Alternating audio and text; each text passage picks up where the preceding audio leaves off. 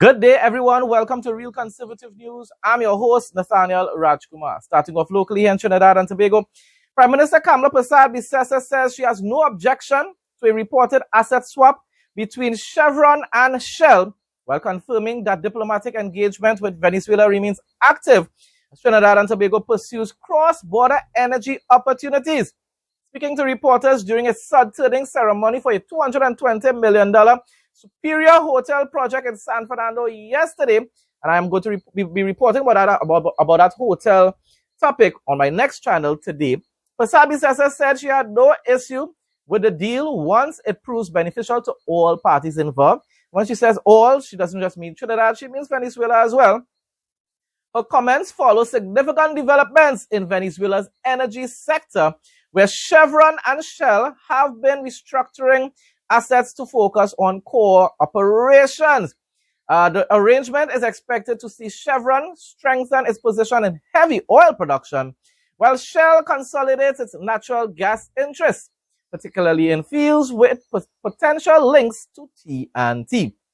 For TNT, the developments are closely tied to ongoing efforts to secure additional gas supplies as domestic production declines and demand from the petrochemical and LNG sectors remains high. Persad-Bissessar said the country stands to benefit from continued collaboration with key energy stakeholders, particularly through existing partnerships. She confirmed that diplomatic efforts to advance energy cooperation with Venezuela are continuing, although a planned mission to Caracas has been delayed. We don't know what is the actual reason. Somebody said maybe online that it is because of the statements that Prime Minister Kamla made about Maduro and Delcini Paz, but it was correct statements. And if Venezuela wants to spite us because of that, well, it's suffer to be so. They themselves wouldn't benefit either then. The offshore Dragon gas field located in Venezuela waters near Trinidad's northwest coast remains central to those plans. The project, estimated to hold between 4 and 4.5 trillion cubic feet of gas, that's a lot of gas, is expected to supply this country's energy sector with production targeted as early as 2027. So we know, of course, that's one of the main reasons why Emperor Rowley and Zami Young was saying that the light at the end of the tunnel was coming in 2027. That, along with the mighty morphin Ganayam, which was supposed to feed the nation and reduce the import bill. This was really going to be this would have been beneficial. Ghana yam, I love yam. That is a healthy provision. That is good food. But you cannot lie to a nation and tell them that that is what is going to reduce the import bill. That is nonsense. And that is why I have an issue with it. Because I knew it was just about tribalism. It was playing to the tribal base of the PNM, talking about because it came from Mama Africa. That is always nonsense they use to try to control their base. It didn't work this time. It might end up working in 2030 though. Time alone will tell. Huh? My response, if the mighty morphin Ghana yam bicycle coal pot PNM, the weaning, taxing, tightening belt PNM was in office, we might have now been in the process of asking the Trump administration to remove sanctions from our country. Thankfully, Prime Minister Kamla made the right decision to wait. It's all about waiting, people, until diplomatic relations between the USA and Venezuela began to normalize before pursuing any energy deals with Venezuela. Our relationship with America is much more important than any trade deal with other nations in the Western Hemisphere, including Venezuela. In the minds of communists, we should have defied the USA or condemned them for arresting the terrorist Maduro. No, it's about standing up for what is right, speaking out against communism. Even if Venezuela is now treating us with spite because of how it's delaying the meetings and whatsoever, it's still worth it. It's still worth it because the USA remains our most important trading partner. The so-called 30-year lease, which was mentioned by some online patriots, and they're talking about we losing out about something, which it doesn't really make sense anyhow. Wouldn't have meant anything if the USA didn't approve of any deals with Venezuela. You're not understanding that if we were facing sanctions, all that wouldn't have mattered. The PNM decided to defy the colonials, the so-called colonials, which the tribal Trinis don't like. We would have also ended up facing sanctions. Tribals don't use logic to think, you know. All they think with is race. Race, race, and more race. Right, so you see, it's actually on this channel, I'm reporting about it, about the hotel in South. Construction on a new internationally branded hotel in South Trinidad is expected to begin within the next 60 days, bringing an estimated 400 jobs during the building phase and a further 150 permanent positions upon completion. Meaningful jobs, good salaries, people. The $220 million project, a 120-room Hilton Garden Inn with a convention center, is being developed by Superior Hotels Limited and is expected to be completed in just under 2 years. The Hilton brand was going to remain in Trinidad and hopefully even in Port of Spain, with an opening targeted for April 2028. Speaking at the sod turning ceremony in San Fernando yesterday, Director of Superior Hotels Limited, John Aboud, said the development is expected to play a major role in revitalizing economic activity growth in South. The whole of Trinidad, the economic growth has stopped because why? PNM destroyed the purchasing power of the middle class. He noted that the investment would not only generate employment but also strengthen local capacity, with the entire consulting team ranging from architects to engineers comprised of Trinidad and Tobago nationals. My response, PNM patriots will say, all the wasting money and time when we could have been planting the mighty morphin Ghanaian to feed with people and reduce the import bill, Jed. All they really don't know how to run this country there. Yeah, but the whole economy is in shambles right now because of PNM. And yet the patriots are ignoring all that was done for the past 9.5 years. And all of a sudden, now I'm not saying they actually said this, I'm just telling you, I'm sure if you go online and see comments, they're going to be saying that everything that's happening right now is just a waste of time and waste of money. And besides that, some are actually saying how this was planned by the PNM. Well, oh gosh, even if it was planned by the PNM, even if it was envisioned by the PNM, good. But the problem is they always have plans and they don't ever implement it. The only time they start to implement things is when it's close to an election. And that's what we have a problem with here in Trinidad and Tobago. UNC is not perfect. They're making errors along the way, but they're doing a lot of good as well. Trinidad and Tobago weather report for Friday, April 24, 2026. Fair to partly cloudy skies with periods of increased cloudiness bringing scattered showers and isolated thunderstorms. This activity is expected particularly during the late morning and afternoon. High temperatures will reach around 30 degrees Celsius. Current conditions. Temperature, 23 degrees Celsius. Feels like 26 degrees Celsius. Wind, 5 miles per hour from the east. Humidity, 92%. Weather hazards and marine outlook. Saharan dust. Mild concentrations of Saharan dust are expected to slightly haze the skies. Sensitive individuals are advised to take necessary precautions. Thunderstorm hazards. In the event of heavy downpours or thunderstorms, expect street or flash flooding and gusty winds. Marine conditions. Slight to moderate sea swells measuring 1.0 meters to 1.5 meters in open waters and below 1.0 meters in sheltered areas. Regional news now. Guyana's Maritime Administration Department has moved to distance the country from an oil tanker seized by United States authorities, making it clear that the vessel was never legitimately registered under the Guyana flag. In a statement issued on Thursday, MARAD confirmed that it had been advised of the seizure of the oil tanker Majestic X by U.S. forces in the Indian Ocean. The vessel was reportedly transporting Iranian oil and had previously been sanctioned by the U.S. Treasury Department in 2024 under the name Phoenix for smuggling crude oil in violation of American sanctions. Of course, they will try to use countries like Guyana. They will try to use Guyana's flag to try to, get away and wouldn't be under the radar of the U.S. and their military. And they didn't get away with it at this particular time. Who knows? They're probably doing it. I'm not saying Guyana is doing this, I'm saying the jihadists and all their allies and the communists outside there are trying to disguise themselves by using flags belonging to countries that are politically aligned with the diplomatically aligned with the Americans, to be able to conduct their illegal trade with the terrorists in Iran at this point in time. They didn't get away with it this time. And with the Americans, it's going to be hard to ever get away with those kind of things.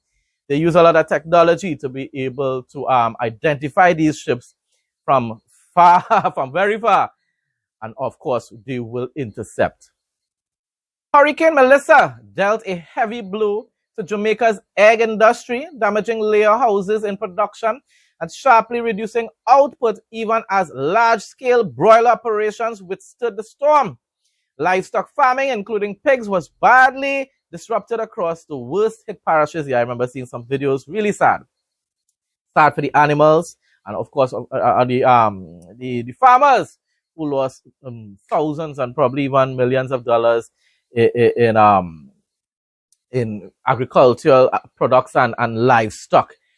In response, CB Group has moved to rebuild egg and pork production through a nearly $1 billion investment anchored in new infrastructure and an expanded recruitment drive aimed at bringing new growers into modern climate-controlled production. Central to the strategy is an expansion of contract farming under an integrated model. Trying to find a way to be able to protect the farms. I don't know, we can't really protect it from in it, you know. Hurricanes especially, how much you really going to do? Through a recruitment campaign called The Time Is Now, launched yesterday in Kingston, the company is seeking landowners, entrepreneurs, and returning residents willing to invest in and operate modern facilities.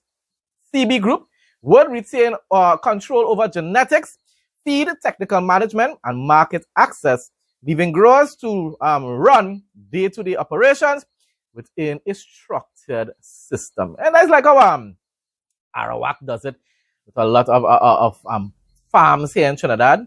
These are things they used to do that long time. Correct me if I'm wrong.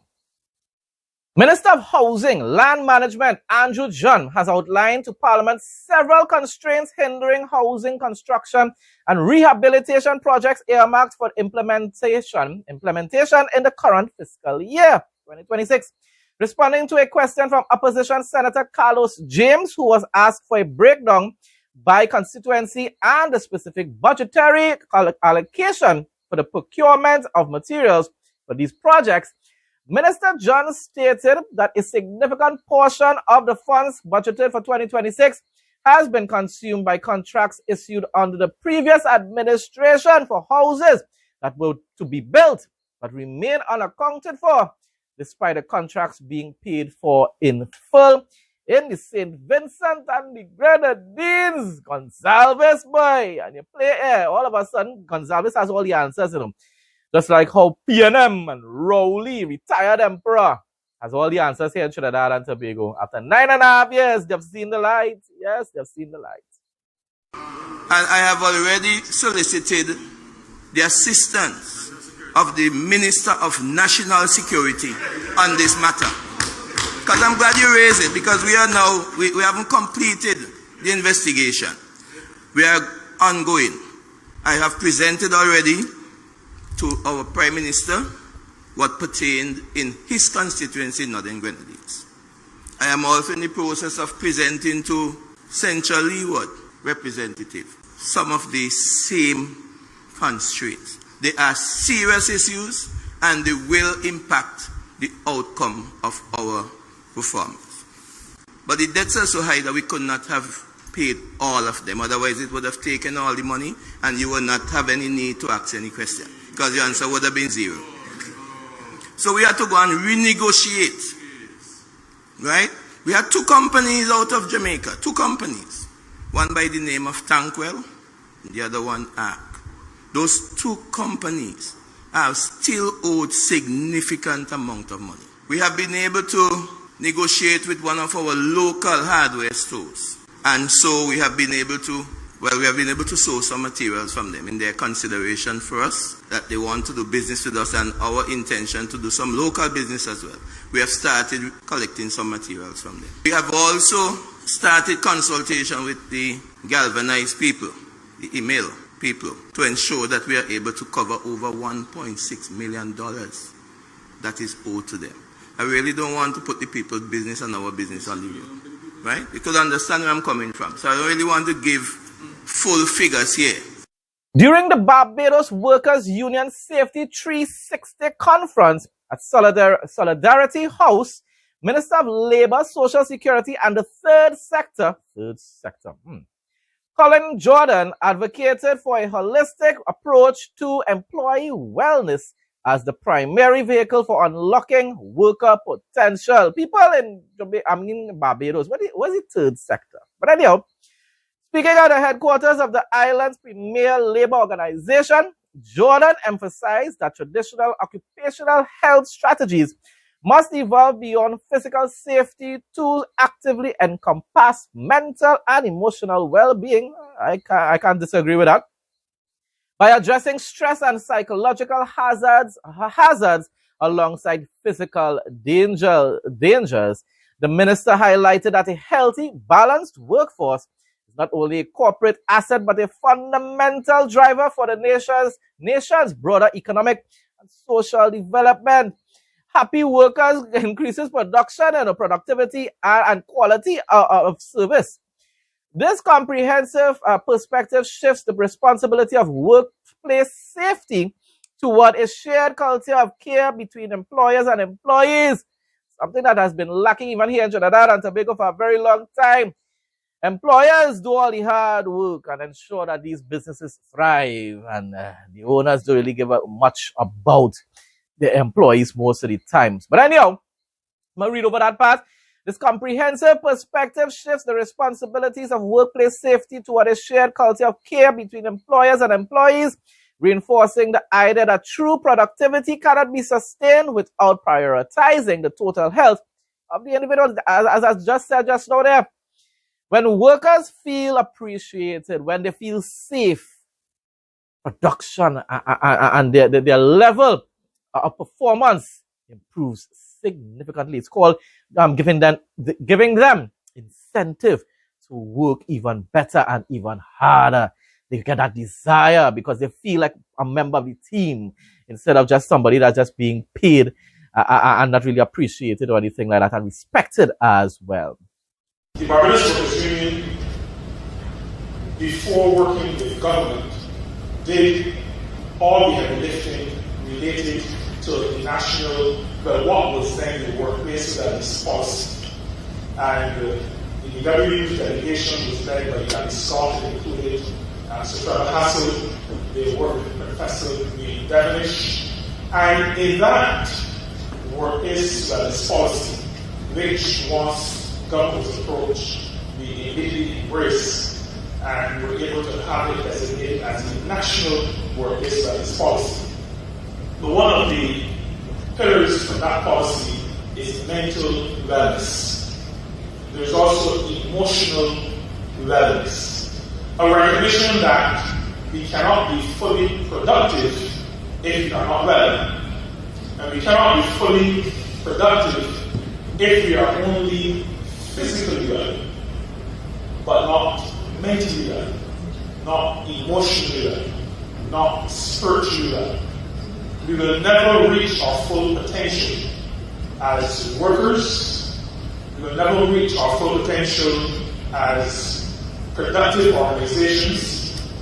A trade union will not meet its full potential, and ultimately the country will not reach its full potential if particular care and attention is not paid to all of the dimensions of wellness.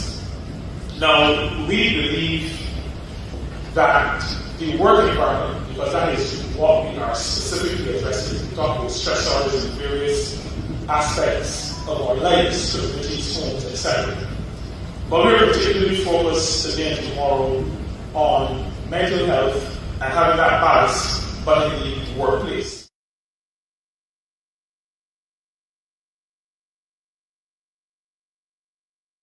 Free National Movement leader FNM Michael Pintard in Bahamas accused the government of engaging in criminal behavior as he pressed the Davis administration on accountability and transparency. He said they're afraid, Pintard charged, while demanding answers on spending in the Ministry of Finance, Ministry of Foreign Affairs, Parks and Beaches Authority.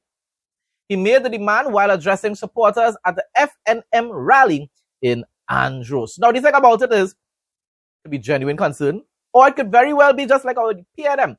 The PNM is always concerned about corruption and transparency and accountability while out of office. When they're in office, it's a whole set of non-disclosure agreements. And when they're being asked any questions by the media, which barely even ask any questions, when PNM is in office, they get buff after buff after buff. Nobody tells them anything about that, because the PNM can get away with anything. UNC, on the other hand, oh gosh, they're held at a much higher level. Totally, completely different. For all the criminal behavior that they've engaged in while in government, they should have reason to be afraid. I know they're afraid for us to open up those books so we can tell you how they've been spending your money. They're afraid for freedom of information so that we can expose the darkness that they've been dealing with. I know they're afraid for us to tell you how they've been spending your money in the Ministry of Foreign Affairs and in the Ministry of Finance and in beaches and park and in Barnsley. International news now. The 4 Democratic candidates at the April 22nd, 2026 California gubernatorial debate drew heavy Republican backlash for giving outgoing Governor Gavin Newsom passing grades on the state's homelessness crisis. Complete failure under Newsom, and yet they just gave him a passing. I mean, they gave him still a passing grade when it should have been an F-, in my opinion. I don't even think it has an F-, but on ungraded, I think we had an ungraded long time here in Trinidad. I don't know if we still have. Pushed by moderators to evaluate the state's handling of its estimated 180,000 plus unhoused population. A lot of people, boy. Way. Democrats Xavier Becerra, Katie Porter, Tom Steyer, and Matt Mahan all refused to award lower than a B-. Lord, you can remember the reports of what used to be on the streets because of these homeless individuals. I wouldn't even mention it in the videos. Google it and you will see. People used to be passing on those streets to go to work and all kind of thing. It was really ridiculous. This provoked aggressive pushback from Republican rivals Steve Hilton and Chad Bianco, who slapped the administration with failing grades and called the state's record an absolute dismal failure. As I said before, I will even put it as ungraded. The heated exchange highlighted the sharp polarization of the race as Democrats largely avoided critique on a sitting governor whose endorsement remains up for grabs. Democrats, it's just like the PNM in Trinidad and Tobago. The PNM can get away with everything, and their faithful constituents will still vote for them. Just like with California votes Democrat right through for a very long time now. President Trump said the President of the United States, Donald Trump, Vice President of the United States, J.D. Vance, Secretary of State, Marco Rubio, I hoping will be the candidate for the Republicans in 2028 presidential candidate. Ambassador to Israel, Mike Huckabee, person who I wished would have been president at some point in time, and Ambassador to Lebanon, Michael Issa, met yesterday with high-ranking representatives of Israel and Lebanon in the Oval Office. The meeting went very well, the president said. The United States is going to work with Lebanon in order to help it protect itself from Hezbollah. Trump, the only way to protect the Lebanese from Hezbollah is to let Israel finish the job, get rid of Hezbollah in Lebanon. The ceasefire between Israel and Lebanon will be extended by 3 weeks. He said, I look forward in the near future to hosting the Prime Minister of Israel, Bibi Netanyahu, and the President of Lebanon, Joseph Aoun. It was a great honor to be a participant at this very historic meeting. At the end of the day, the whole issue is not with the government of Lebanon. It's these radical jihadists like the Hezbollah.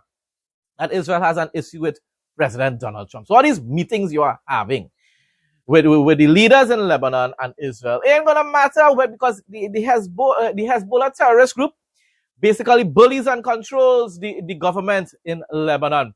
And therefore, once the Hezbollah group, the terrorists, decide they want to attack Israel again, Israel will have no choice but to retaliate. And all your peace treaty deals would not matter. I'm telling you, President Trump starts a wonderful job most of the times. Barely ever finishes those jobs, though, because he always wants to end it via diplomacy, and you cannot make diplomatic agreements with terrorists. These are not government officials. These are terrorists, just like the Ayatollah and the IRGC in Iran. You cannot make deals with them. They will lie and they will pretend that they want to make deals, and they're never going to actually agree with everything that you have stated or stipulated in the agreements. It's not going to happen, President Trump. But we are living in the end times. And the Ezekiel ways, the war is most likely right around the corner, and that's why no true peace is going to come, people. We're going to be given a false impression of peace, and that's going to be also usher in the final 7 years under the Antichrist. And because, well, after that, well, you know, true Prince of Peace, Jesus, will be returning at the end of the 7-year tribulation period to utterly destroy Israel's enemies, and then, of course, restore true peace on earth. Bible quote of the day. When Israel was a child, then I loved him, and called my son out of Egypt as they called them. So they went from them, they sacrificed unto Baalim, and burned incense to graven images. I taught Ephraim also to go, taking them by their arms, but they knew not that I healed them. I drew them with cords of a man, with bands of love, and I was to them as they that take off the yoke on their jaws, and I laid meat unto them as written in Hosea chapter 11 verses 1-4. For those of you who usually view my videos to the very end, and you enjoy the travel segments and the interesting facts segment, I will only be posting them 2 days a week now, on Saturdays and Sundays, from next week. Basically, because I posted them for like about 4 days for this week already. I'm considering that the quota for this week, it takes a lot of time to produce those things, people. The editing and so forth takes a lot of time, and therefore I'm reducing it to 2 days a week. Nevertheless, so for this week, tomorrow, Saturday and Sunday, wouldn't be having any travel segments and